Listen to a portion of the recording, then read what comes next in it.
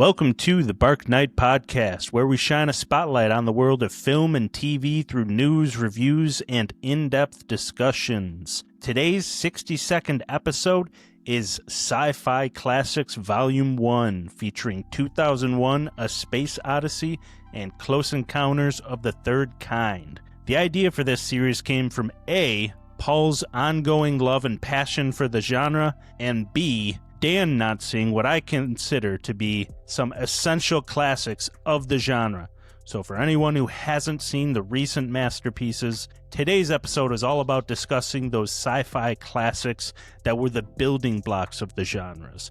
That will be followed by our latest movie and physical media news, so be sure to follow, like, or leave a rating wherever you're watching or listening. It helps keep the reels turning. All right, guys, how you doing this week? Doing well, my friend. Good to talk to you. You Doing too. good, recovering well. Been Yeah, sick you all got a week, sick but family over there, right? I'm excited to not be sick anymore.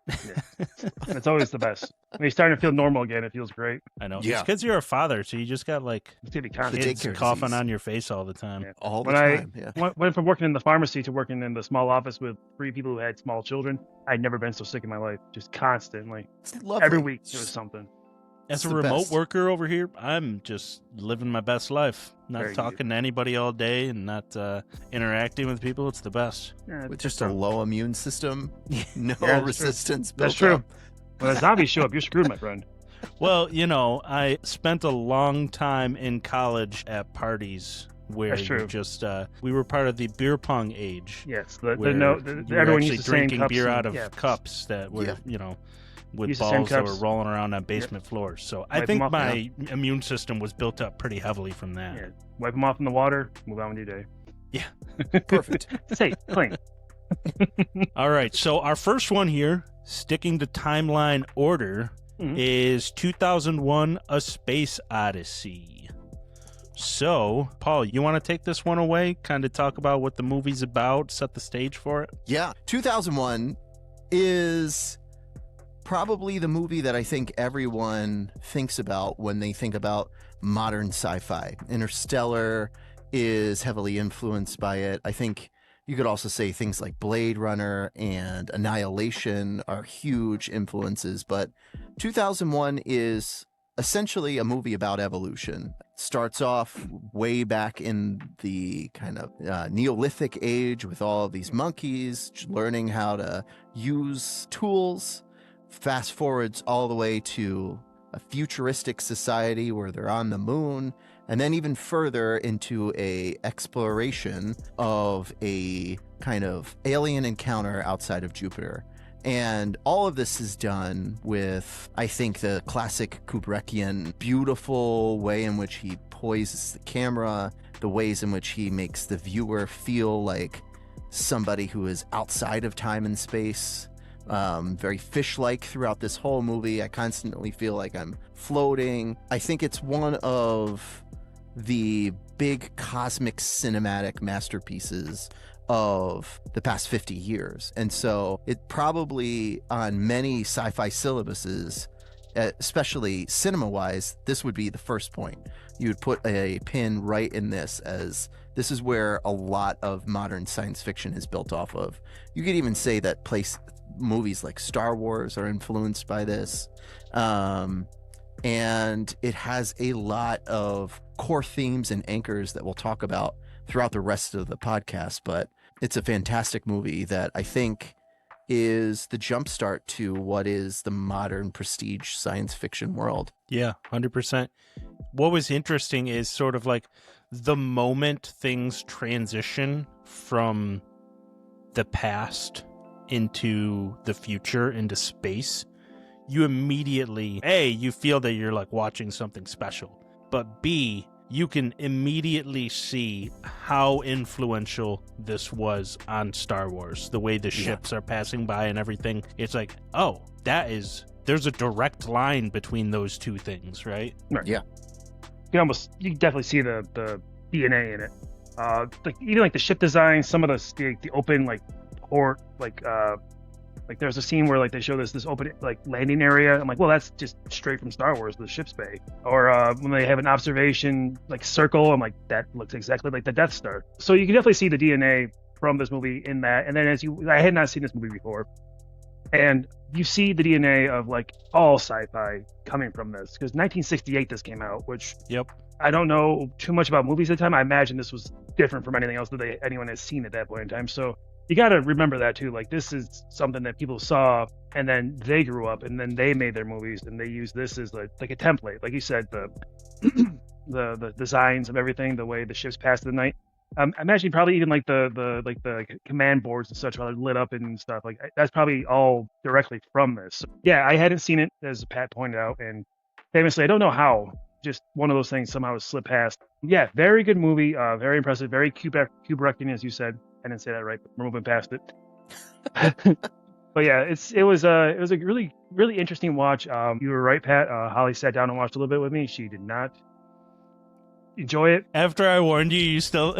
I told her not to. I You told her not what to. I said? Yes, and she said, I want to spend time with you, which, I mean, fair. That's adorable. 5 minutes in, she's like, I don't want to spend time with you About anymore. 15 minutes in, she's like, I'm done. It's a tough Yeah. first 15 minutes of this It is, movie. yeah. I'm like, they go to space eventually. I'm sure, Holly, I remember seeing this, but we just gotta get through the Monkey Men, and she Oh. did not get through the Monkey Men. You know what I just remembered, too? There's 3 minutes of Nothing. pitch black at the Yes. beginning of the movie. Yes. And every single time I watch this, I fall for it, and I think there's something wrong with my setup. I forget that this is a thing every single time. Right. And this time, I had just gotten a new TV mere days before, and I'm like, oh my god, I didn't hook something up right, because I just redid. This is the first thing I watched on the new TV. This is the first thing I watched on my 4K player once I plugged it in, and I was like, something's not working right. I was like, that's so weird too, because the menu was working right.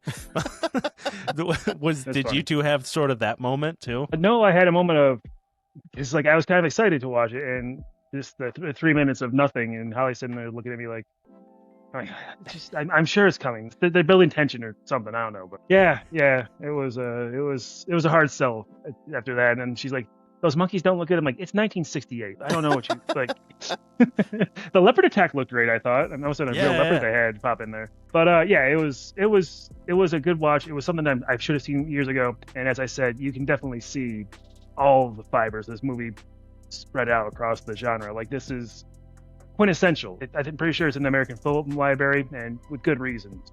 Yeah, I like that. That was a big thing too. Like, I know not to harp on it, but like, I'm like, that's straight Star Wars. Like, and like, I just thought about it. I'm like, it's probably like also Star Trek, and also like all this other stuff took from this, because like, again, 1968 this came out, which is crazy. It looks this good for being that old and stuff. So like, I know it won only the best special effects Oscar. Was that what they called it back then? I think that's the only major award it won, but still well deserved, obviously.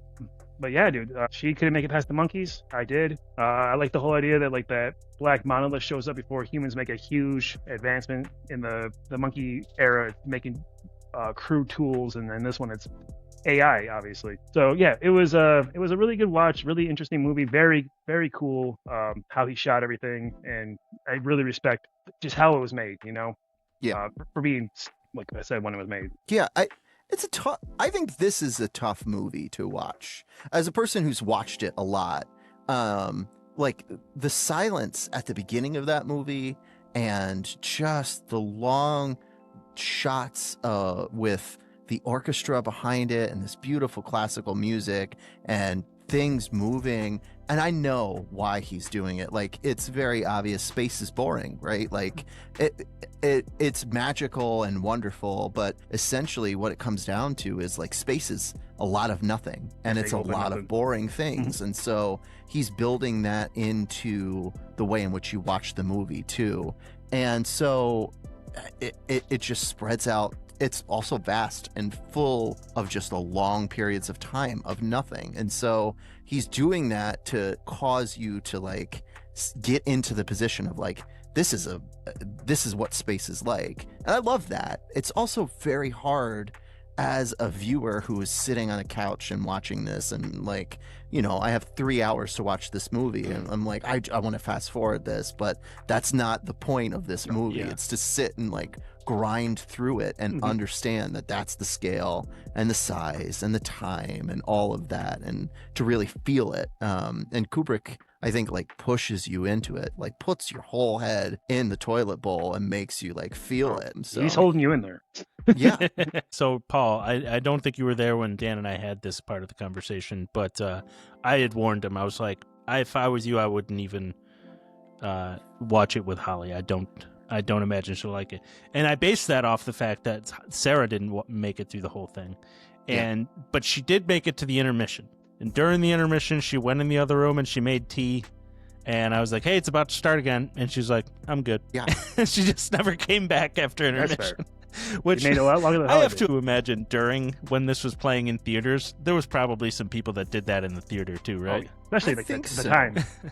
But it's like after intermission is the time where it's like, I think that's the meat of the movie, right? That's when like That's what I said. I was like, Sarah's Yeah. getting so exciting now, though. And she's like, no, that's okay. exactly, yeah. And she kind of I- popped back in here and there too. Yeah, I want to also make clear, like, I love this movie. It is just, you have to pick a time and a place to watch it because, like I said, I watched this on an airplane. I watched this on my phone. I watched this on the TV. I've gone to IMAX, and it's really fun to watch it with a giant group of people. It is tough when you're by yourself on a screen that isn't optimized for it. It's just like, it's not a popcorn flick. It is the War and Peace of like science fiction classics. It's tough, but it's rewarding once you get through it. Yeah, and one of the things that I really found to be like really rewarding during it, and I was glad that Sarah was there for this, because Sarah she's made short films, she's made YouTube videos, she went to school for photography, she has processed film before. She's done all of those things over time. And so there was many shots in the movie where like it's just so fun to look at it and say, how the hell did they do that? Yeah. And just try and figure it out. And so I was asking her, just because of her background, like, hey, how do you think they did that in 1968? Yeah. And she's like, well, I think like she was like pointing to the one scene where the guy comes out and he like comes across and then like loops around and comes down by the other guy there. And I forget exactly what she said, but I think she said like, I think that's two different shots spliced together or something. And then there was other shots where you're like, oh, well, that's probably a different guy, I guess. But then there's shots where, like, you know, the one where the guy is walking along the hamster wheel, basically, and it's like, oh, well, the entire thing is probably spinning. I think they built And that. just thinking about that is like, yeah, back when they were building whole sets to do things like this, you know? In And- 68, like, That's great. it's different when Nolan does it now, because like, Right. yeah, like you think of Inception, where that hallway scene, Yeah. and I'm like, wow, that's crazy. But think all the way back in 68, before Star Wars, this is before Jaws, this is Mhm. before all of that stuff. Like, here you go, you're gonna have to make all of this stuff. And Kubrick had the foresight to really think about all of this in like a much larger scale. And I always think of directors like Ridley Scott, who I love, but there's no Ridley Scott without Kubrick breaking ground like this. Yeah, there's a really cool scene towards the beginning where they're establishing like the air travel and how people are taking like planes to the moon. And there's a guy asleep in his chair and his pen's just floating up over his shoulder. Yeah. And the stewardess comes in and like walks across the ground on her they're like grippy boots or something like that. And Yeah. she takes the pen and puts it back in his pocket. I'm like, I bet you in 1968 that blew people's minds. They're Yes. like, It witchcraft. had to. Yeah. I mean, when I saw this in IMAX, it blew my mind then, right? Like, just to see it on the giant screen and to like look at it, it's overwhelming. It's really awe-inspiring in a completely different way than how Close Encounters is like awe-inspiring. This is awe-inspiring and like, how did you possibly do that? Like, with what you had at the time, blazing ground, you didn't have ILM to like look at and like ask them like, how did you do this? Can you give us some tips? They did it on their own. There was a scene like that too where you get to that point where he's in his little craft outside the entrance and you're like, oh, how's he going to get in there? And I'm processing this through in my head because it had been long enough since I'd seen it last that I'm just thinking in my head, like, he's got to just go for it. That's all he can do. And so it's showing it, and I'm just thinking in my head, like, 1968, how the hell are they going to do that? Like, I know how we do that now, but, like, how are they going to do that? Like, I don't remember how they do that. Did they just do it? And then, boom, it happens, and they just do it. And I'm like, oh, wow. Yeah, they did it. And that actually looked pretty good, too, like, considering. Yeah. I think Paul made a really good point. This is now, like, a junk food movie. Like, you can't just sit down, put it on, and just have it in the background, because it's pointless then. It's just kind of just sound in the background. Like, you have to pay attention to it to thoroughly get it and get what he's trying to go for. So yeah, I think that's the thing people should know is, like, you gotta put an afternoon in on this. If you're doing something, this is what you're doing. Don't plan on, like, folding your laundry or anything. You're gonna be lost. Yeah. The novel itself. Have you read it? Yes. The novel itself is great. It's by one of the big three, Clarke, Asimov, Heinlein. Arthur C. Clarke wrote this, and it's a really great novel. Don't get me wrong. And Clarke is a really good writer. But Kubrick takes that, and which is just like a small little seed, and just runs with it and creates this world. And the novel does some things better, but one of the things it does not capture is the feeling of, like, just being a part of this movie and being a part of this world. The novel is great, and it just tracks things along steadily, but this feels like a journey. Like, it really does feel like an odyssey in many ways. It feels tough to get in through, and once you get to the point where, you know, suddenly HAL's, like, against you, you're like, oh gosh, like, this is another thing this poor man's got to go through. And by the end of it, you realize, like, you're just not, there's no one character that you're following. You are the character going throughout this whole movie. And that's crazy towards the end. Like, you're the star man towards the end of it. And I think Kubrick does a really good job of, like, confusing you and lulling you into this state that the novel just does not do. Speaking of the novel, correct me if I'm wrong on this, but wasn't this like a case where he kind of wrote it, like, in conjunction with the movie, but released it shortly before the movie, but it was almost supposed to be like a tie-in to the movie type thing, but like, the movie wasn't finished when he released it. It was like one of those, right? Yeah, I have no idea on that. All I know is I read the novel, I watched the film, but I'll take your word for it on that end. That's what I had read online when I was perusing through these things afterwards, because a lot of people were like, oh yeah, if you really want to know what's going on throughout this movie, like what this is really about, what all of that meant at the end,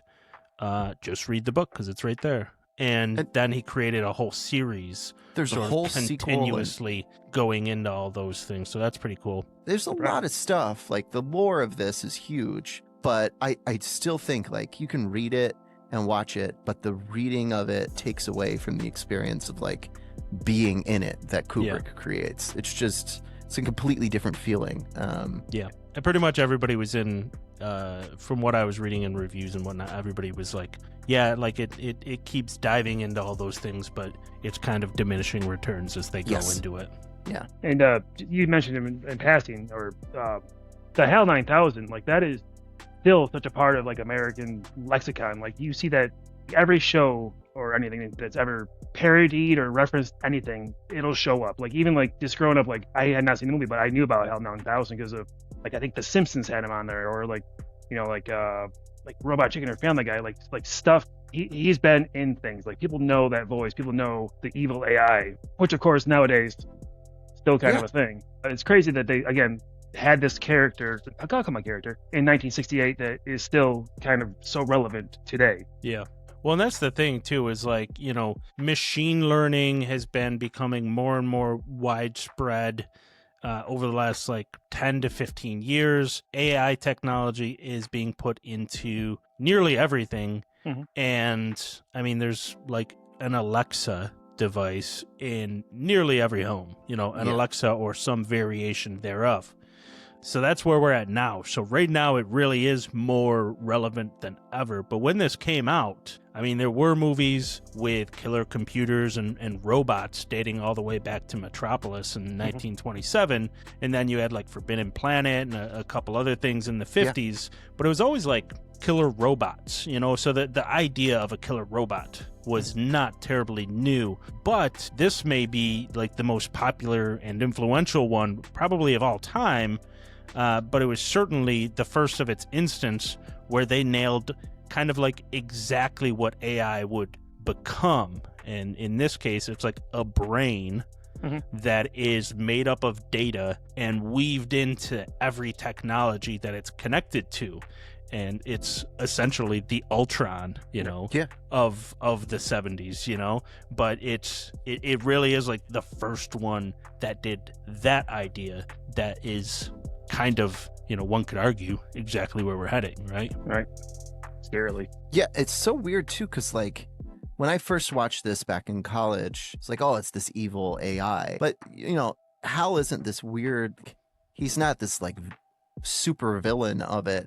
He is created by humanity and like told to deceive, essentially.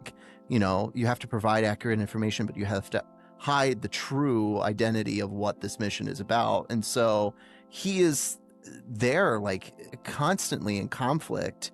And so in many ways, like the humans created this AI and it's just trying to do its best, and it finds a way to like, obviously ends up like not being, it ends up being the antagonist of the film, but I don't know if that's fair, right? Like if you're looking back at this, I don't know if that's fair to take like HAL's the villain of this. I think humanity is the villain and they created HAL to fit into that role. And so I think there's something in there as well. And like, yes, I think that's the same sort of narrative that's happening right now with AI, which is like, you're creating something, but it's ultimately going to be designed to deceive because it wants to appease. And so it's the same thing here. Like it wants to do the best job, but it's designed in order to appease. And so it creates these conflicts that it has to resolve. And essentially here, like, the whole time where he's like, at the end, he's singing Daisy, Daisy, and he says, I'm afraid. Like, that's really human at the end. He's like, that is the most human point. There are many deaths in this movie, but that's the one that Kubrick centers on and sits on for a while and makes you feel sympathy for. Yeah. Because I think you're supposed to. Like, you're supposed to understand, like, he's not the villain here. Right. You're supposed to feel sad. He is a bystander of a lot of, like, other things that are happening. It's a powerful scene. Yeah. And to your point, like early in the movie, going back to the whole scene with the monkeys making the thing, the club's not the villain. It's just a tool that they made that they used for their own kind of selfish ways. And that's the same idea here. I think he's probably trying to go with for HAL. But yeah, he's not like a cackling like the Joker. Like he's not like a villain like that. No. Yeah. I think HAL is the thing that when you think about the movie, that's the thing you take away most of the time, is like that whole interaction with HAL. But for me, it's also this like evolution of HAL in my lifetime of what it actually means, like from a villain to a sympathetic character to a misunderstood character. It's powerful. It's great. It's interesting you made that point, because one of the things I had thought of after the fact was, if HAL was a human, would we still feel he was the villain? If you replaced the HAL character with a charismatic actor, and it was that actor versus that guy, framed the exact same way, is he still the villain? Is he only the villain because he's a machine, right? Because he is trying his best to accomplish the mission, and the other two guys do decide they are going to shut him down. So they make the decision they're going to kill him, and he fights back and tries to kill them first. And then, so there's that whole aspect of it. So I was wondering about that after the fact of like, if this were made today and it was Ryan Reynolds and Jake Gyllenhaal in these two roles, are they both villains or are they both just victims of circumstance? Yeah, I mean, you fast forward 10 years and you have that in Alien, right? Where there's Ash and Mother. And I don't think that when we go into Alien, or when we watch Alien and look back, I don't know if I'm immediately thinking Mother is evil, because Mother doesn't have like a lot of apparatus. She's just there. But Ash is. Like, I feel like Ash is the antagonist of that movie, more so sometimes than the alien is. But Mother is just as deceptive, right? Doesn't tell Ripley all these things. It's only when Ripley actually digs in that you learn more about it. But she is lying by omission, Mother, most of the time, in a way that HAL is doing that very similarly. And I don't look at Mother and think that's an evil character a lot of the times. And in the same way that when I look at HAL has a voice and he actively goes out of his way to deceive at times, much like Ash. But I think they do that. Like 10 years later, Ridley Scott does that. He takes that like thought process and manifests it in Alien. Right. That's a good point too. That's a good correlation I hadn't really thought of. But yeah, you're right. Same idea. AI trying to just get the mission done any means necessary. Yeah. The one weird thing about this whole movie is that monolith that is constantly in it. And I don't know if I've ever really sat down and thought about how that monolith in 2001 is TARS in Interstellar. Like it literally, Nolan takes the monolith and makes it into the AI companion in Interstellar. And it was in this watching where I was like, oh, that's TARS. Like, that's exactly what that is. He just took this thing and put it in there and created HAL and the monolith as one thing in TARS. It's great. I never made that connection until I watched the movie this time. And Dan gets to make that connection next time. Because you've never watched Interstellar. I know. Dan hasn't watched most of the movies in our Sci-Fi Classics series. Hey, I watch movies. I watch sci-fi movies. I mean, like, Jurassic Park sci-fi, Starship Troopers sci-fi. Very much different kinds of movies, but same genre. So that is the thing with all of these movies in this series. So is they're all sci-fi first? Yeah.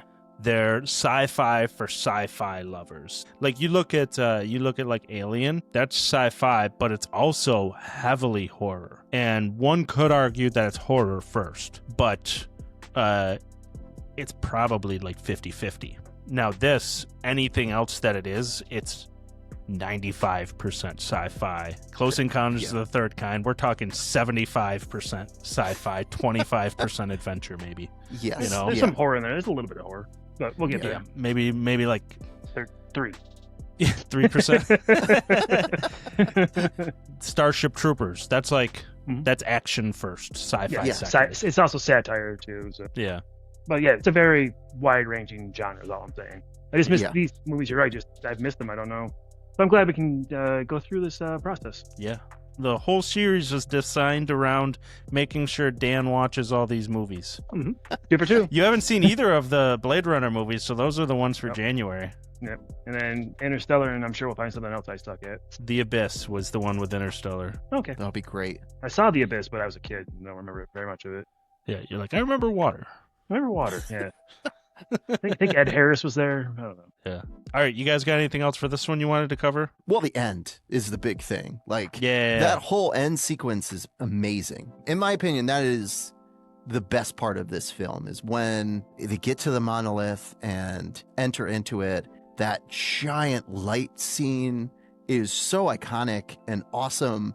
And I think that whole scene where he's like just freaking out as he's going through this is wonderful. And it very much feels like The Shining at times, in that like you can see like all the facial expressions and interactions. I love that scene. Then the very quick timeline of progression where he's in the alien like basically like observatory, where he's basically in a fishbowl.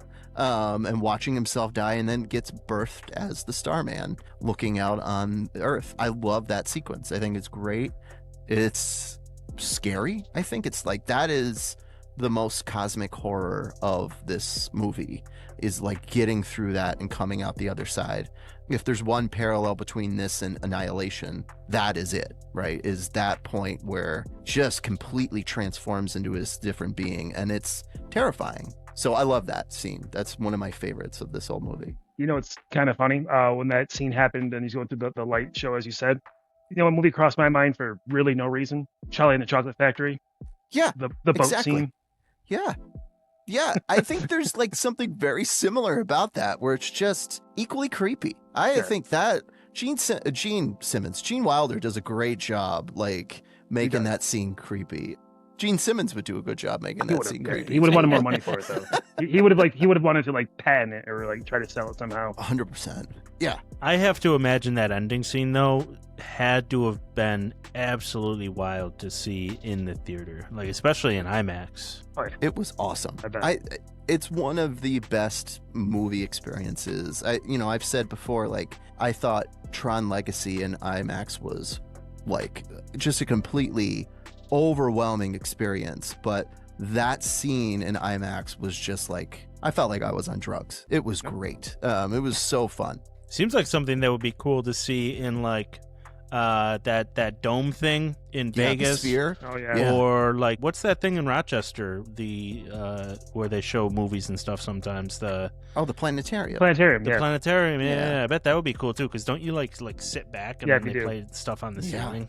That'd be great. The worst part is that when you said that, the first thing popped in my head was when South Park does a couple episodes with planetariums, and I'm like, planetarium? Because they say it like that. And I knew it was wrong, and I had to freeze before I said it.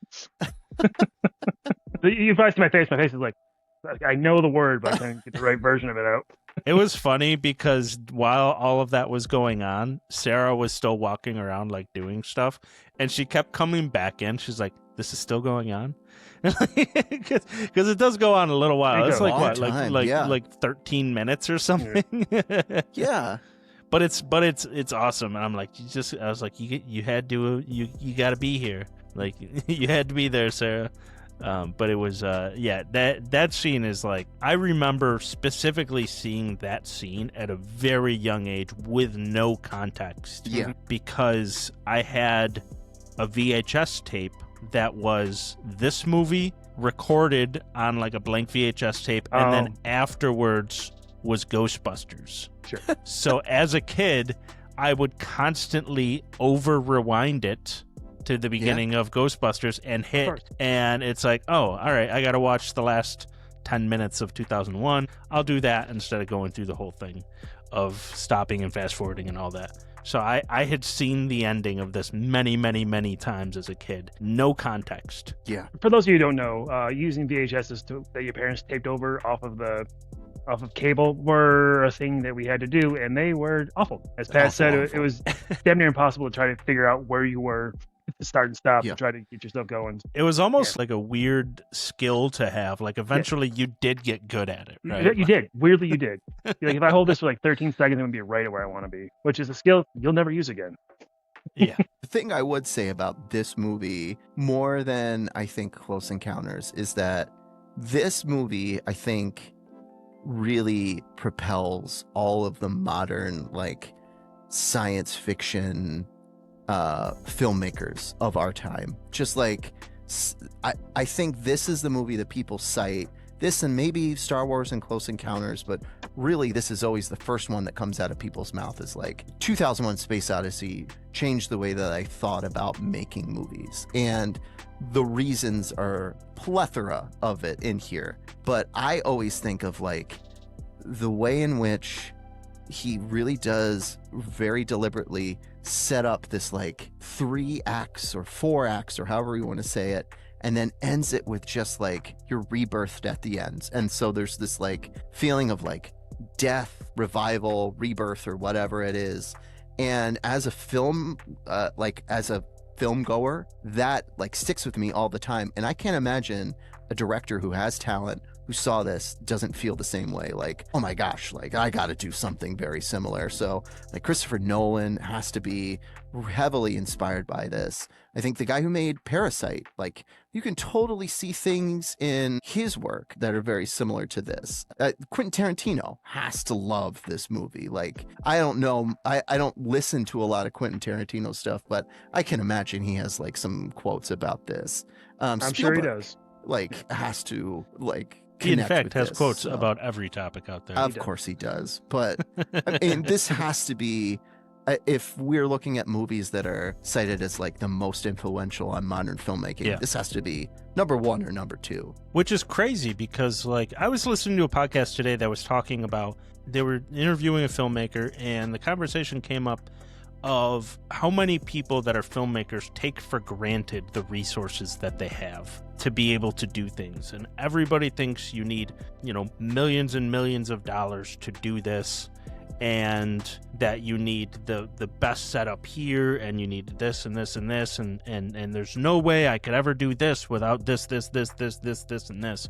But then you think back to movies like this, and like, granted, I mean, this movie had a budget. It went over budget, all that, but it did it with very limited resources. Sure. And so you see that, and like, you think of like Star Trek being, notoriously like just made in a basement, basically. And when we get to Blade Runner, we'll have a similar conversation, and it comes back to those physical sets and miniatures and all of those things that you can use to make these things happen. And there's a reason this stuff looks so damn good. And it's because it's all physical things and little miniature spaceships that are actually moving. Yeah. You don't have to fake the eyes so much when it's at least partially real. Right. That makes sense, right? Yeah. Definitely. I mean, Kubrick's like late 30s making this movie. Like, he's not a young kid anymore, but he's not an old guy. Like, he's like right in the prime of his career trying to make this movie with what he has available. And I think it's both that experience and optimism at the same time. Like, he couldn't make this if he was in his 20s, and he definitely couldn't make this when he's in his 50s. It like has to be right at this right amount of time where he has the ability to think creatively still, and also know, like, here's the wealth of experience that I can use in order to create this film. So yeah, I agree with you, Pat. It's crazy. One last thing I want to say about the time frame is that, again, this was 1968. We landed on the moon the next year. Like, Yeah. That's just to put it in context. That's how long this has been part of American or like the world's cultures. You just got to try to remember that. Like, it's very impactful as far as movies go. Yeah. All right. We got anything else for this one? I'm okay. All right. Then let's jump over to the next with Close Encounters of the Third Kind from 1977. Dan, would you like to introduce this one? Oh, no, I just watched it. Let's let Paul take it over. All right. This is one of my... Spielberg is like one of my favorite directors. I would say I have 3 films that I love of his: Jurassic Park, Saving Private Ryan, and this. And on any given day, one of those 3 will be at the top of the list. But probably Close Encounters, 9 out of 10 days, will be up there as the number 1. This movie is amazing. I think it's one of the top 5 best science fiction movies you'll ever see. I think it's probably one of, if not the best, of like the American science fiction directors. It's amazing. But enough about like talking about it that way. The film is basically about encounter with aliens, the first encounter. And it starts out from, suburban America, a like chance encounter on the way. What's his name? Nedry? Neary? Roy Neary is the main character. He is, what's his name? Richard Dreyfuss. Richard Dreyfuss, there we go. Dick Dreyfuss. He works for the power company, and he has to go out and fix lines. He stumbles across a alien on his way of doing that, and then gets possessed by the sight of that, and has this like drive in order to find them. And the whole movie transpires, and he actually ends up finding them along with the rest of the military and the U.S. government on Devil's Tower or Devil's Mountain. I don't even remember what it's called. I think Devil's Tower is right. Devil's Tower, yeah. I think so. And then there's this encounter. And like I just described it in like 4 or 5 sentences, but it's so much more than that. It is this both like optimistic view of encountering aliens for the first time. It's kind of this quasi-religious experience of this person who's so devout and wants to like find something and believe in something. There's a lot in there. There's also a lot of like daddy issues from Spielberg that are built into this movie too. But more than anything, it is the most awe-inspiring of, I think, Spielberg's works by and far. So yeah, I knew Paul loved this movie, so I wanted him to get the first word in that. Yeah, I hadn't seen this one before. As we, bring it up again. Watching this movie, I got annoyed at myself for not having seen it. Like, I was thoroughly into it. And I like when it ended, I'm like, I want to watch that again. Yeah. Like that was the impact of this movie. Like 2001, great movie, enjoyed it. I'm good for a bit on that one. This this is pure Spielberg, pure wonder, great sound, great effects, and I'm just like, why in the hell didn't I watch this until now? Also, I'm a big fan of Richard Dreyfuss. It makes no sense that I hadn't caught this movie before this point. But yeah, everything Paul said is dead on. The guy, Dreyfuss sees the UFO, and him, and along with a mother and her child, kind of see him a couple times, and then like it impacts their life. The kid ends up getting abducted. Terrible mothering in that scene, by the way.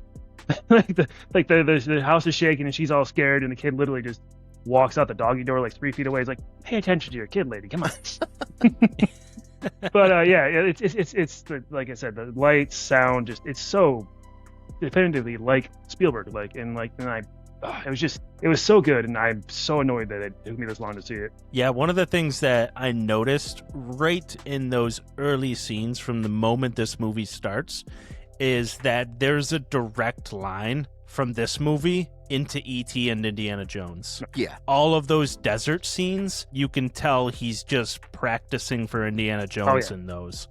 All of those scenes where the aliens are initially coming to the house with the mother and son, those are practice for what would become E.T. the extraterrestrial.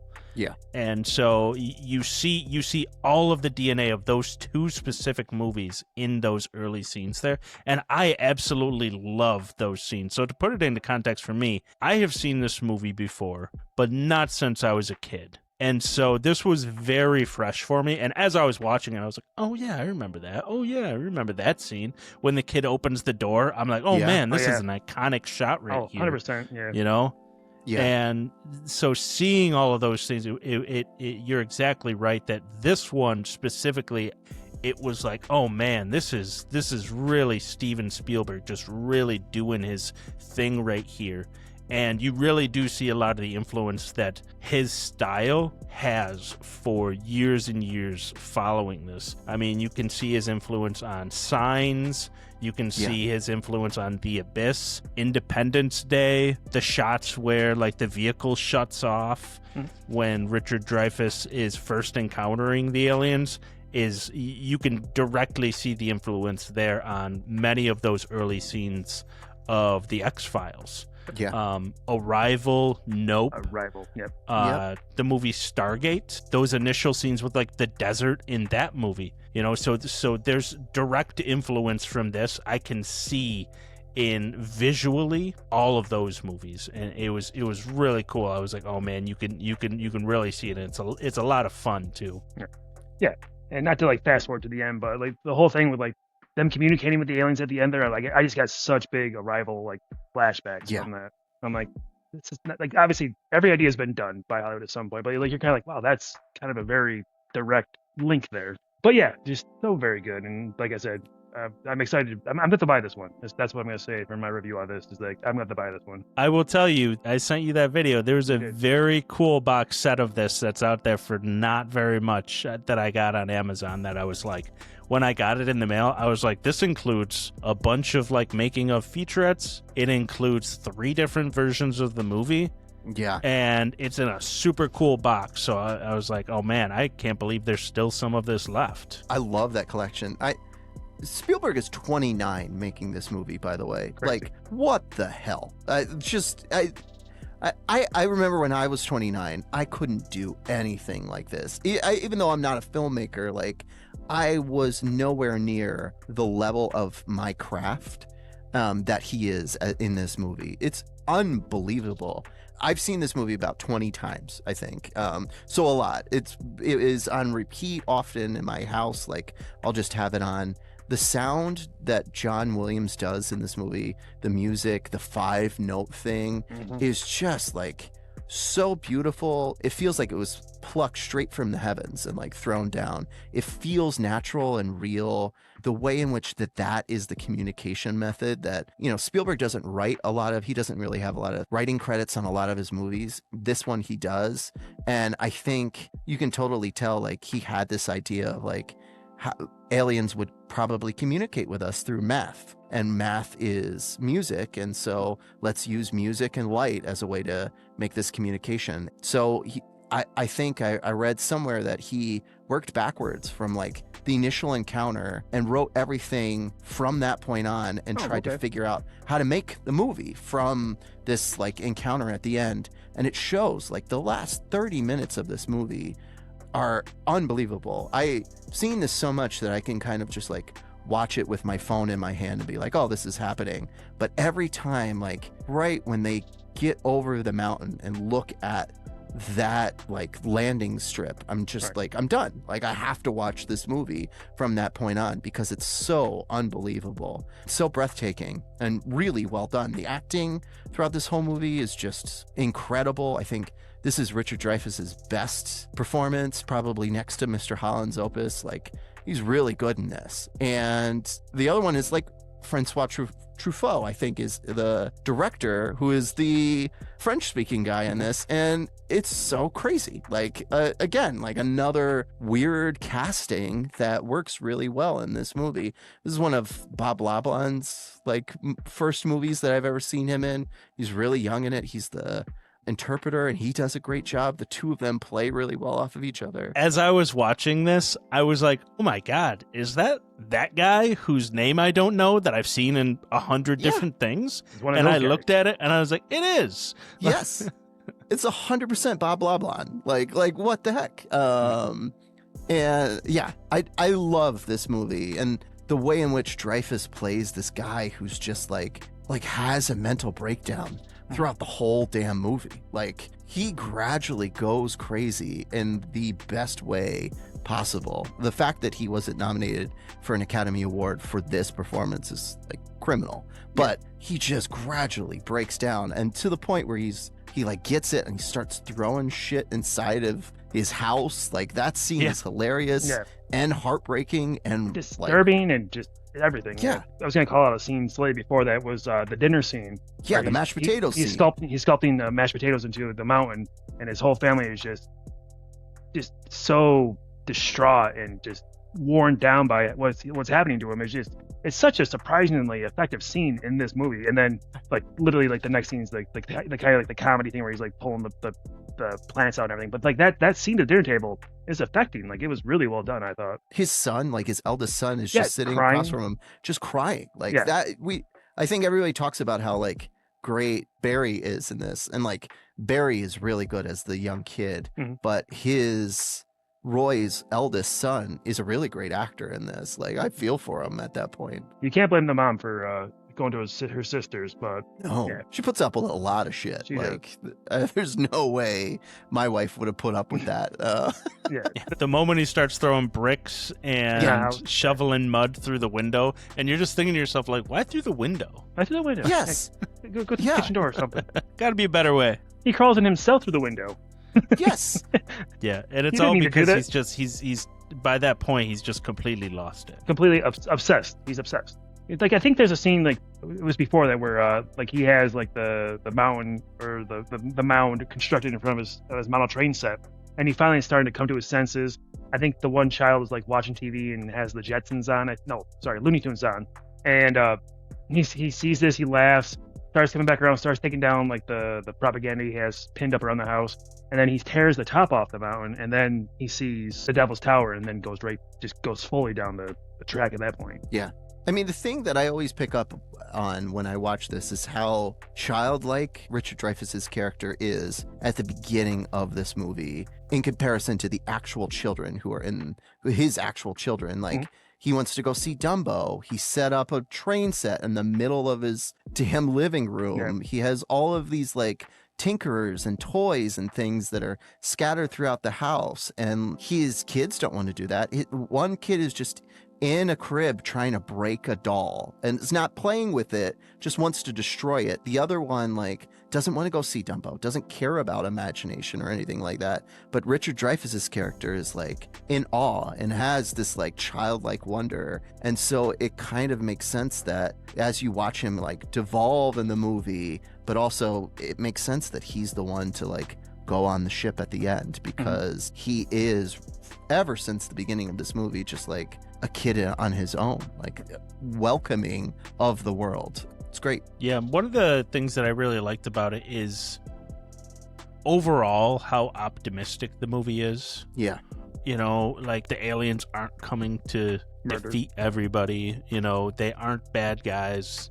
They are explorers. They're welcoming, you know, all of these things. And the reason I brought Independence Day up earlier was because it's kind of like the inverse to that, right? Yeah. Independence Day, to a point, Mars Attacks. But they both play around with some of like the same similar ideas of how, like, when everybody's on the side of that road and they all come back the following night to that turn in the on the road, and they've got signs set up and they're having a big party there. Like, that same thing happens on a large scale in both Independence Day and Mars Attacks, and then the aliens attack. But in this, it's all based around the idea of wonder and optimism. And I think that's one of those things that Steven Spielberg really, really nails in a lot of these movies early on in his career, is that, like, they're so appealing to children because they're still so full of that wonder, you know? Yeah. And to your point, I think going back to Independence Day, I think there's a direct inverse of that in there. I'm pretty sure there's a scene in Independence Day where they try communicating with the aliens by having lights on a helicopter, I think. And in that movie, the aliens just blow up the helicopter, and then they shoot a thing out at them. That's interesting. They did use lights. Yeah.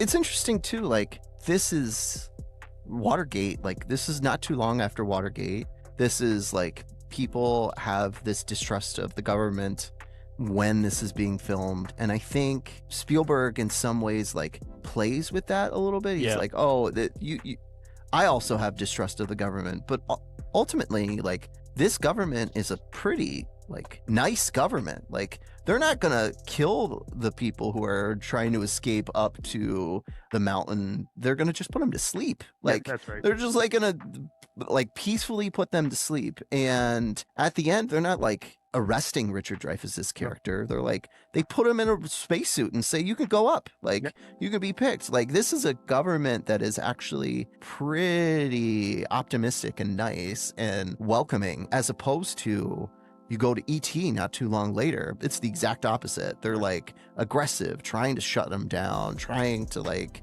do stuff. And it's so funny, like, it feels very much like, you know, they take Richard Dreyfuss's character up, and it feels like E.T. is like the ambassador who stays behind. And in many ways, it is, those two movies are polar opposites to one another. They're in direct conversation by the same director. But it's this one that makes me feel, in many ways, like a sense of awe and wonder and optimism and hope that E.T. just doesn't do for me. I like E.T. I don't think it's as powerful as this movie is. Let me ask you, so Dan, did you watch the theatrical cut? Yes, I watched the theatrical cut because you guys said not to watch the other two versions until I see the first one. Yeah. Paul, what about you? Have you seen, I assume at this point, you've probably seen all three versions, right? Yeah, I just recently rewatched the director's cut, because I think the director's cut, I think, is the best cut of this. Okay. But yeah. Yeah, and that's kind of what I had read is, like, first time you watch it, you should do the theatrical cut. Skip the special edition altogether, because basically what everybody was saying is they add scenes in, but they also remove scenes. Like the whole scene at the power station, they removed that scene. Yeah. And there's also a scene where you go inside the ship, which everybody was like, we don't want to go inside the ship. Yes. And so those two things specifically are the reasons to watch the director's cut, because you get cool scenes that are expanding on things, but you don't go inside the ship, because pretty much unanimously people online were like, we don't want to go inside the ship. It spoils the mystery. Pretty a fun shirt to have. Don't go inside the ship. But yeah, so I watched the theatrical, and I'm going to watch the director's cut next. And I might actually watch that, like you said, Dan, fairly quickly here, because I was absolutely pumped at the end of seeing this. I was just like, man, I want to watch more Steven Spielberg right now. I'm in the mood for some Steven Spielberg right now. I wanted to watch Indiana Jones, and you know what I figured out? There are no Indiana Jones movies on Disney Plus. Oh, really? There's Dial of Destiny. They have an Indiana Jones section which I assume is built there by default from when they sometimes Required. have all the licenses. Yeah. But the only license that Disney Plus has right now is Dial of Destiny. None of the other ones were there. So I was like, why am I paying for this? What is going on here?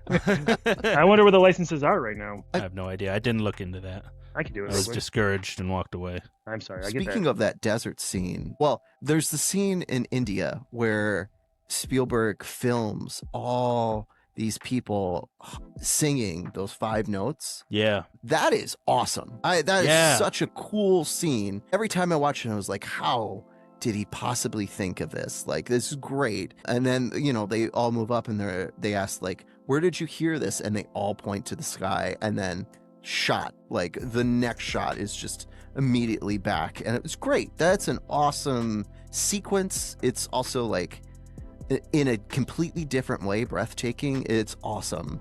And he really does pull a John Ford here in this movie, where he's just so many wide shots. So many huge shots, and they're all beautiful. They're all amazing. But like, it just feels like if there is a conversation between these two like American monolith filmmakers, like this is the movie in which Spielberg is talking to John Ford by using his shots in a science fiction film. It's awesome. And again, just gotta take another shout out. I think you mentioned him earlier, John Williams. So God, was just so lucky the guy did what he did in his career. He's so impactful what he's done. Like this movie, Jaws, you can go on and on. You see his name pop up when the movie starts, and you're like, hell yeah, here we go. Yeah. The end theme of this movie, when the credits are rolling, that theme is awesome. I think of that theme as like, that's the perfect figure skating theme. Like I would figure skate the hell to that theme. It's awesome. I think towards the end there, when the spaceship is like really going crazy with the music, I swear to God that we hear Jaws for a moment there. I thought so too. Yeah. I was like, I think it's very there. close. I think I got it. Like, it was very Jaws close is if it there. wasn't. Yeah. It feels like, what's that Jiminy Cricket song? When You Wish Upon a Star. It feels like there's like some motifs that are there. Yeah. Jaws is definitely there, though. You can hear it. You can hear it. The design of the ship is by Ralph McQuarrie, who is famous for Star Wars designs and all that stuff. And so the end giant mothership is this crazy awesome design. And Spielberg, in the making of this movie, he has a segment where he talks about it. And the last thing that he filmed was in India, and he films that scene where everybody's singing, and he's on the drive back, and he sees all of these like oil refineries, and he's like, oh boy, they're really beautiful. And he sees them at night. There's all these flashing lights, and he's like, I want some of that in my ship. And so then he goes and talks to Ralph McQuarrie, and Ralph McQuarrie makes that ship that you see there. And he was like, it's almost one for one, like what Ralph McQuarrie makes.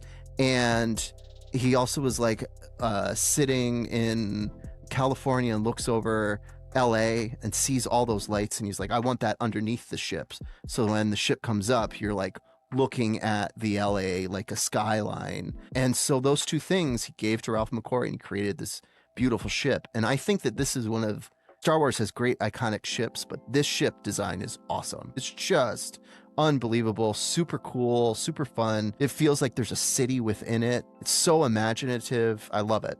yeah, the ships are absolutely beautiful. For some reason, when I saw it, the movie Batteries Not Included popped in my head. I just trying to remember if Spielberg was involved in it. I don't think he was, but I think they kind of took some of the designs from this movie and used it for their little ships in that movie. Yeah. That little like ice cream cone ship is also so cool. The one that whenever it's like flying, it just constantly is in rotation. I love seeing that thing. Yeah. Yeah, just a whole lot of fun. One of the things that I noticed just overall, and you know, it always helps watching these things on a really big and nice screen, and I have the 4K Blu-ray of it and everything, but I was just like, man, this just looks so beautifully shot. You know, all of it. It really, really has stood the test of time, where like sometimes you look at movies and they're not that old and you're like, man, this looks bad, and this looks bad, and this looks bad. But just everything in this movie is just so beautifully shot. And I think that's, you know, because it was shot on film. and has just, somebody took a lot of care to transfer this to the version that I was able to watch. And that was just really cool that so much of that just looks so nice. Some really good lens flares in there too. And like you can always say with Spielberg too, like he takes his time to establish the shots that the special effects are gonna be in, so that when he adds them, what he needs, the framework's already there. Yeah. You can tell that in his movies, like, because like we said, this looks great still. Jurassic Park looks great still.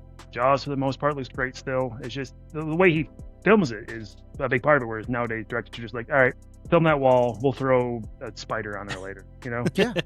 Yeah, but they're planning the lighting around it. They're planning... Yeah. Exactly, that's what I was trying to get to. Especially like when you talk about those shots with the spaceship, really giving the space that they would need to do all of those things. But like they're light-based spaceships. Yeah. So all of the people and the surroundings and everything that are there, like they all have to adhere to what is happening with so many lights. And them just being able to accomplish that and for it to still look good this many years later is very impressive. So the spaceships and the special effects and all of that it's just so impressive to see. And I don't know, I was so blown away the whole time I was watching this. I was like, damn, this is so damn good. The opening really good. of the door, when Barry goes and opens the door and he flings it open and there's just like this giant swath of orange light. That is the best scene in this whole movie. It's so beautiful. Sure. It's awesome. It's so Spielbergian, like it's awe-inspiring. It's so friggin' cool. And it also just feels like J.J. Abrams could have shot that now. Like it just feels timeless. Like it's amazing. I really also like the same shot where it's in the same house where the mom looks out the window and sees Barry running, and then Barry just runs, and then it's just a shot of the sky. She's looking out the window and it's this like beautiful night sky and the kids running. And I'm like, how did you do that? Like that's awesome. That's a beautiful shot. Again, very John Ford-esque, but also beautiful. Yeah, that door opening scene is iconic. That is, again, I hadn't seen the movie. I knew of that scene. Yep. Definitely seen that shot out there. Yeah, that was a great movie. I really enjoyed that one. Yeah. I always ask this when we are talking about Spielberg, like, what are your favorite Spielberg movies? And I mentioned mine. It's like this, Jurassic Park and Saving Private Ryan. And like, they all kind of do something similar, but all different. They all have the Spielberg quality in there. But this feels like the most optimistic movie of all of his movies. This is the one where he's like hopeful and really in it. So I'll ask you guys that same question. Like, what are your favorite Spielberg movies? And is this among them? Like your top three? Well, top three for me, it goes Jurassic Park. I'm a big, everyone knows that I talked to you about that movie. I love it. Saving Private Ryan's up there for me. And then Jaws, I absolutely love. So this probably, I'd have to go back through the rest of his movie log, but it definitely sits probably 4. I'm probably forgetting some other bangers he's put out, but I'm thinking just off the top of my head, maybe it sits in at 4, but that's because those first 3 are just movies I absolutely love and watched. You said you watched the movie 20 times. I probably watched each of those probably around that. Yeah. I watch Saving Private Ryan every year with my dad. It's just kind of a thing we do every actually it should be like next week. I think we're gonna do it. Yeah. I like war movies too, so that feeds into it. But and I love dinosaurs, so that feeds into it. And Jaws just was such a movie growing up that like scared me, but also excited me and made me want to get more interested in watching movies, get me into horror more. So like, no knock against this movie. Like I think this one probably sits. I'd have to look at the rest of Spielberg's repertoire, but it's probably right around there, probably right around 4. Yeah. This is the first time you've seen it too, so you got to see it a couple more times. Exactly. I'm going to. I'm definitely going to. What about you, Pat? So without putting them in any specific order, I would say Jaws, Close Encounters, and Indiana Jones. Yeah. Oh yeah. Not necessarily in that order, but what's interesting is they are movies that I saw as a kid. Yeah. I saw Raiders so many times as a kid. After that, I mean, I would say Jurassic Park and Saving Private Ryan are up there. I'm a huge fan of Minority Report, so I'm probably in that order. Oh, so you're the one? I love Minority Report. I know. I'm a big fan of that movie. Hey, I liked Warhorse, so I don't think anyone else did. It probably would go in that order for like the 4, 5, and 6 would be Jurassic Park is number 4, 5, Saving Private Ryan, 6, Minority Report. And then honestly, I mean, there's a lot of his movies are good, but I think that those are the ones that really stand tall. Yeah. All right, looking at the list now. Amistad's good. Catch Me If You Can's good. Me If You Can Munich's is good. actually really good. I do like Munich a lot. Munich is good. There's a lot of those, like, I really liked Schindler's List. How many times have you watched it? Schindler's List? Yeah. About 4 or 5 times. Yeah? I think it's enough. Yeah. I've seen it once and It's it a was tough enough, watch. so that's why I It's asked. It's a tough real watch. tough watch. I think about like putting like showing Sarah that one because it is a really good movie, but like I'm just like I don't feel like doing that to her today. Yeah. It's tough to come back from. And you look at, like, No, yeah, that Well- might set her back like weeks. Like she Yeah. might not ever be in a good mood again. let's you post on look that. at, like, what he did right around Jurassic Park, Schindler's List, Lost World, Amistad, Saving Private Ryan, AI, Minority Report, Catch Me If You Can. Like, that's a 10-year run of, like, that is awesome filmmaking. But Right. then, like, go back a little bit farther. There is Sugarland Express, Jaws, Close Encounters of the Third Kind, 1941, which wasn't really received well. Then there's Raiders, E.T., and Indiana Jones, Temple of Doom. Like, that's crazy run. Like, Yeah, I get he's had multiple points of his career where he's done some really great stuff. I have it pulled up here. You're exactly right. But I see Twilight Zone the movie in there. He directed that? He directed a involved in- segment. It's an anthology. Just a Yeah. segment. Okay, that makes sense. All right. I also think, like, one of his themes, and it's in this movie, but it's in this movie in a different way, like the family unit, like the core family unit. And in Close Encounters, the dad is not part of that family unit. Like, the dad abandons his family in order to, like, chase this unknown. And there's Yeah. a lot of, when I said at the beginning, like, there's some daddy issues there. Like, his parents' divorce plays really heavily into this movie. And he made a movie later on, The Fablemans, that's about his parents' divorce and really focuses in on that. But I think this is really the start of where you start seeing him, like, explore the family unit and that, like, nuclear family and what it means to be, like, have that, like, kid perception in movies. You know, I think Richard Dreyfuss's character leaves, and in E.T., it's the alien who leaves so the family can heal. But Mhm. in this one, it's the dad who leaves so the family can heal. Right. And so it's really, it's a complex thing that he will constantly come back to throughout his whole career. And I say that because I think one of his most overlooked movies is Hook. I love Hook. I think Hook is Yeah. an excellent film, and Hook deals a lot with the same sort of things. And I think there's a little bit of Richard Dreyfuss's character in Hook as Peter Pan, this, like, Peter Pan person who just never grows up a little bit, or, like, grows up in a bad way. So I need to watch E.T. and Hook again. I haven't seen either of those since I was a kid. I need to watch E.T. again. It's been a long time for me. I think I just saw Hook last year. And I'm with you, Paul. I'm very surprised that when the movie came out, it got such a critical bashing. I Yeah. don't really What, understand Hook? it. I think Hook is critically underrated in his film oeuvre. Like, I think it's just that people throw it down at the bottom end. I think it's really great. I always liked it. Did you ever see The Adventures of Tintin, the animated movie he did about that old comic book series? I like I that did one. not. I had fun with that one. I think it's I worth haven't your time. seen that one. It's animated, so I didn't think so. Well, I Seen think that, AI, artificial intelligence. That's true. that leads into he's got a new movie coming out. He does. It is. Is there anything else you guys wanted to talk about for Close Encounters here? Segway. Because No. that is my first piece of news. I could go on for about 40 years about this movie. It's a classic, so I'll right. stop. But yeah. One last thing I had is you knew you were about to watch a good movie when that Columbia Pictures logo showed up at the beginning of this. I was like, "Oh, that There we right go. there. That's a good one right there." So you always saw that at the beginning of quality movies in the 80s and 90s. And this movie saved that whole studio from just going under. Like, if it wasn't for this movie, Columbia would be gone. So yeah. I am surprised at how many people I don't hear talk about this movie more nowadays. Right. You know, I because know. its influence is undeniable. It was successful. It's Steven Spielberg. You know, it's him really, like, it really is just a fantastic representation of his skill. And I'm just surprised more people don't talk about it more often. I agree. I think E.T. is more beloved. Jurassic Park is more of our time, and so I think people grew up on that.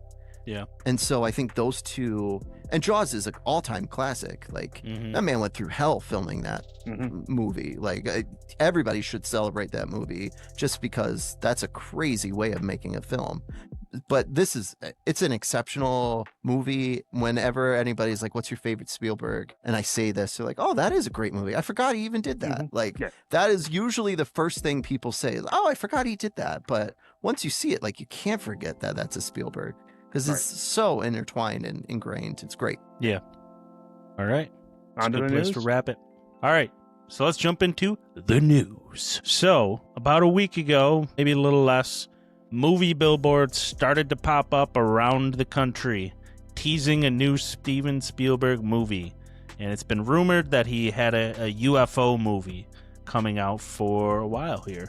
And just yesterday, the trailer dropped. So, did both of you watch the trailer? I did. Oh, yes. Yep. What do you guys think? There's not much to go off of. I'm excited that it's here. I think Spielberg and science fiction and Spielberg and aliens are things that like really work well. And so anytime, I loved War of the Worlds. I know a lot of people did not like War of the Worlds, but I thought War of the Worlds was great. And I think every time he dips his toes into aliens and encounters and stuff like that, I think it's great. Anytime I go back and watch War of the Worlds, I remember how good it is. I'm like, oh yeah, this is a good movie. Yeah, That is definitely. I think Scary Movie 3 did irreparable damage to that movie. probably. There is no denying it. Like, Yeah, that's definitely one you watch and you forget how good it was. Like, Yeah. you watch like that's a very entertaining movie, and it doesn't really have the same impact as like these other films do. yeah. Well, and that's another one that has a plot intertwined loosely through it of Tom Cruise being a father Yeah. of a Questionable. family that's been divorced and a rough relationship between him and his son.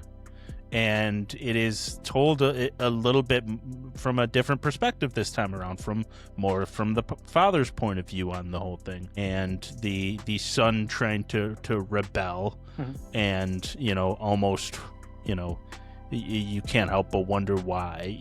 So it shows a different perspective, kind of a maturity from that angle, those things. I think one of the things I like to make fun of with that whole thing is like the scene when the son decides he's just gonna run away and run up the Run over hill the hill. towards the battle. And it's like, where are you going? Why are you doing? going there? Yeah, they're This not gonna- doesn't make sense. Like, They're not going to just- hand you a you gun just and be want to like, get "You're the blown army up. now." Like that's Yeah. what you're trying to do. You just want to go get blown up. Like, okay. Yeah. And I think the scene's more supposed to be a metaphor of Yes. Tom Cruise letting him go and all of that. But from a what you're seeing and what is happening perspective, it's like, hey, yeah, Yeah. okay, go get blown up. That's what. Yeah. I think they definitely imply that he does too, and then the end. I don't want to spoilers for the movie, but he doesn't at that point. Yes. Yeah. I bring up War of the Worlds because I think whenever he dips his toes back into this, it just reveals so much about like I feel like War of the Worlds has been ripped off in very subtle ways in media. Like I really like the Last of Us television show. I think it's great, but you can totally see the War of the Worlds Spielberg version influenced on The Last of Us and like just modern apocalyptic storytelling now. There's a lot of Spielbergian stuff that's written into that. And so I'm excited to see like, the big thing about Close Encounters is like, there's no cell phones. There's no like technology. The TV's always on and the radio is used, but there's really nothing like that. War of the Worlds, it's the same sort of thing. I think it was just starting to come about. So there's no real technology being used. Disclosure Day is what it's called. There obviously is going to be cell phones. Like the use of modern technology is so interesting in a Spielberg film because it feels natural and alien at the same time. When I'm watching this as this like 1970s and Close Encounters, I'm like, oh, that feels natural that they're just watching. The TV's just on all the time. Like, it makes total sense. But it's foreign to me. Like, I wouldn't keep my TV on all the time. I'm really intentional with what I choose to turn on when I turn on my TV. So it's just a completely different thing. So I'm interested to see how he uses modern technology in Aliens and like what he does there. I think it'll be fun. I think it'll be great. Yeah, sort of his dip back into sci-fi for a new era, because I mean, War of the Worlds came out. I didn't look it up, but I think that came out in like 2005. Yeah, long time ago. So yeah, we're easily hitting 20 years on that right now, I think. Oh, 5. 5? Yeah. Wow. Yep, 20 years. It was 20 great. years Munich. Yeah. It looks like stylistically this is going to align more with that movie as well. It's written by David Coep, who did Jurassic Park. He did Carlito's Way, Mission Impossible, Panic Room, Spider-Man. He wrote War of the Worlds, Black Bag, and many, many more things. We've talked about him a bunch of times on this show. Big fan of his writing. So I'm really, really interested in that because they have worked together before, and they have worked together in science fiction together before. So I think that they're laying the groundwork for possibly a really, really solid movie here. Yeah. It looks like it's about essentially when the world figures out that aliens do exist and how that impacts everything and everyone. Now, where these things line up in the story, I don't know. That might be the last thing to happen in the movie, or it could be halfway through, but it looks like they're laying it doesn't happen in the trailer as as of that, but it looks like it's going to be sort of what happens that day and what led to that day. Right. And it's got Emily Blunt as the lead actor, so always good to see her and everything. She's prolific, but she's always good in what she does. Yeah. Yep. Always a big fan to see her and things. It's got Coleman Domingo. Yep.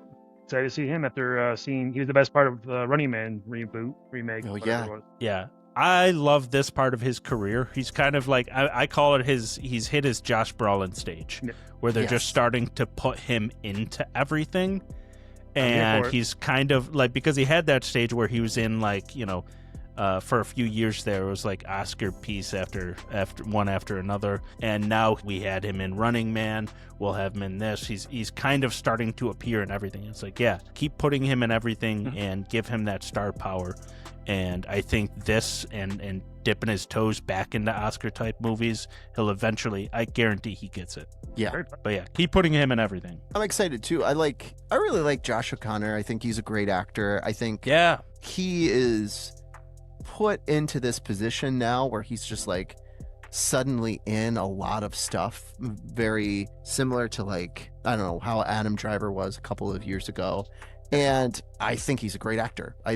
I'm fine with him being in things. I think he brings something new. So yeah, I'm on board. I had watched Wake Up Dead Man the night before this trailer was released. And so there came a point in the trailer where he came on and I thought it was the dude from Midnight Mass at first. And then I was like, wait a second. No, that's the dude from the thing I just watched. Yeah. And he is very good in Wake Up Dead Man. Did you guys watch that yet? That's coming up. I can't wait. Yeah. It is very good. It's actually probably, so most people wouldn't agree with me on this, but I think it's probably my favorite of all three. Oh, really? Yeah. Most people say it's better than the second, but not as good as the first, and that'll probably be where you guys line up too. But I like it. I think I like it the most. You don't tell me what I'm gonna. Just to manage your expectations a little bit. I loved Challengers. I thought he was great in Challengers. I haven't seen it. Zendaya is great. Josh O'Connor is great with it too. So, it's a good movie. It's a weird movie, but great score.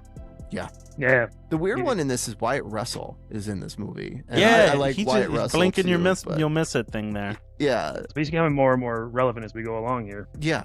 I'm on board with that. Yeah, I like Wyatt. Yeah. I like Kurt Russell, so why not? What do we think about the aliens, though? Do they come in peace? I think we might have another situation where they're trying to communicate again. Because there's that scene with Emily Blunt, and she's like, I want to say she's a weather woman, it looks like, from the trailer. And like there's like a weird like clicking situation going on. So I think they're trying to communicate again, which might be where we head again with this movie. But again, are they warning us? Are they trying to like scare us? I don't know. I think I think the disclosure day thing, maybe they're already among us kind of thing. So maybe that's it. They're trying to announce their presence. Is what I'm thinking we're heading towards. That is interesting that you bring that up, because I did see that a lot of people online are theorizing that it's a Hidden Among Us secret invasion style type thing.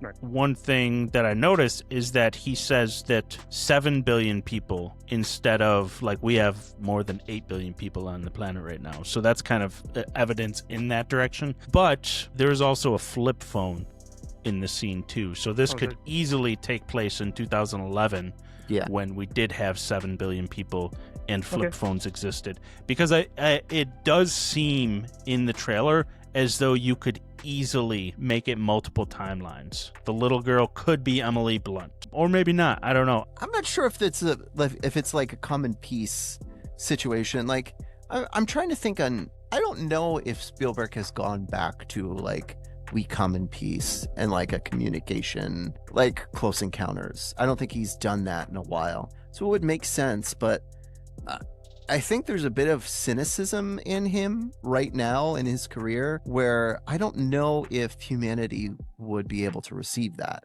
And so I think that is part of it too. So it'll be interesting. I don't know. I'm just really interested in seeing how he uses alien subject matter in this day and age when like Spielberg is pretty politically active. Yeah.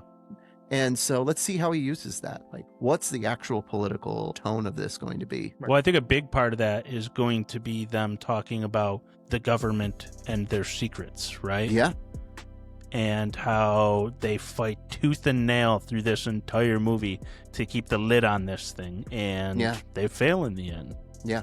But how big of a part of the plot will that be? I don't know. You know, will they be the villain of this? It looked like William Firth. Is that his name? William Firth? Colin Firth. Colin Firth. I was like, something doesn't sound right there. He's in this. It looks like he could easily be the villain of it. Usually, if there was going to be a villain from the little cast we know, that would make sense. Yeah. So maybe he's the deep, dark government guy who's silencing people over and over again to stop this secret from getting out. Could be. I'm excited. I'm going to see it. Opening weekend, it'll be out. I did not like Ready Player One as much. That was his last like science fiction foray. Yeah, I didn't love that movie. I did. Yeah, the source material wasn't my favorite either. So I never read that. I think that's part of it. And I thought the BFG was okay. I liked it. Yeah. So we'll see. Like, I'm excited to see him go back into this genre again. You know, one thing I did peep in the trailer there's like a scene with the eyes where their eyes are changing, and then like the camera passes over and this woman changes into Emily Blunt. And I'm wondering if they're using some sort of like alien tech that like transfers consciousnesses between people. And if they are doing that, that would be interesting because it looked exactly like something that Stargate Universe did. Yeah. Where basically loved ones out in the universe are able to transfer their consciousness back to a body and go say hi to their loved ones. And it looks like they're using it essentially the same way, if that's what's happening in this. And that would be interesting, too, because things would kind of have come full circle to Stargate being inspired by Spielberg, thereby inspiring Spielberg into this. So, I don't know. I thought that was interesting to see, if that's what's happening. Good take. Yeah. I'm on board. 100%. Yeah. Me too. Didn't know we were getting another Spielberg movie, so it's happening. Yeah, first in 3 years, I think, right? Yeah. Fablemans came out right or after the pandemic or during it. I gotta watch Fablemans. Me too. West Side Story was great too. Those two movies I did enjoy that. Excellent. Yeah. I haven't seen that one either. One thing I noticed too is there was the whole thing with the nun. Yeah. She says, why would he make such a vast universe, yet save it only for us? That is a very interesting thing to put in the teaser, because if they really dive into that idea, there's some rich material they can mine right there. The church's role in how they would react to this, and it sounds like in his thing here they're receptive to it, which is interesting too, because a few years ago the Vatican and the Pope had actually had like a whole thing. They had a press I don't remember if it was a press conference or a press release or whatever, but they talked about being just very open to the existence of aliens, which was a stark change to how churches had been up until that point. So if he digs into that, there could be some pretty interesting stuff there. That like religious experience in Aliens is present a little bit in Close Encounters too. Like the kind of like calling and ritualistic and spiritual like drive in order to find these aliens is very much like a Catholic like or just religious drive as well. And so you can see that like intertwined throughout parts of Close Encounters. So we'll see how they use it here blatantly. Yeah. It's also interesting to kind of bookend his career, right? I don't know if this will be his last movie, but it'll be interesting to like go back and have a conversation with Close Encounters 45 years, 50 years later. 50th anniversary would be when? It'd be 2 years from now. Yeah. Right? Close So Encounters, it would be 1977. 49, yeah, 49 years when Disclosure Day comes out. It'll be interesting. It would be interesting, too, if he designed it as like a spiritual sequel to Close Encounters. Oh, That's always possible, too. It is. They drop that little tidbit like, this happened before, or something like that. Yeah. He's got writing credits on this, too. Story by Steven Spielberg, in the same way that he had story by in Close Encounters. So Also, I looked it up, and Batteries Not Included was an idea by Spielberg that they made without him, but still his idea. that totally makes sense. Okay. You guys got anything else you wanted to talk about? No, just that Paramount owns the movie rights to the first 4 Indiana Jones movies. So that's why it's not on Disney. Oh. There's news. Really? Yeah. The Paramount owns those instead distribution of... rights, yeah, somehow. Wow. Oh, so that's why we don't have a complete box set. They re-released the first 4 movies in a box set, and I was like, why the hell didn't you have 5? Why would you? There's the reason. There's the reason. Wow, what a pain in the butt that is. Pain in the ass. That's so dumb. Yeah. All right, either you got anything else? No, sir, I think I'm good. All right. Thank you for catching another episode of the Bark Knight Podcast. Join us next week for our top 10 favorite movies of 1983. Follow, subscribe, and leave a rating to help keep the reels turning, and visit barknightmedia.com to find the latest episodes, blog articles, and to sign up for our newsletter. Until next time, keep celebrating great stories on and off the screen.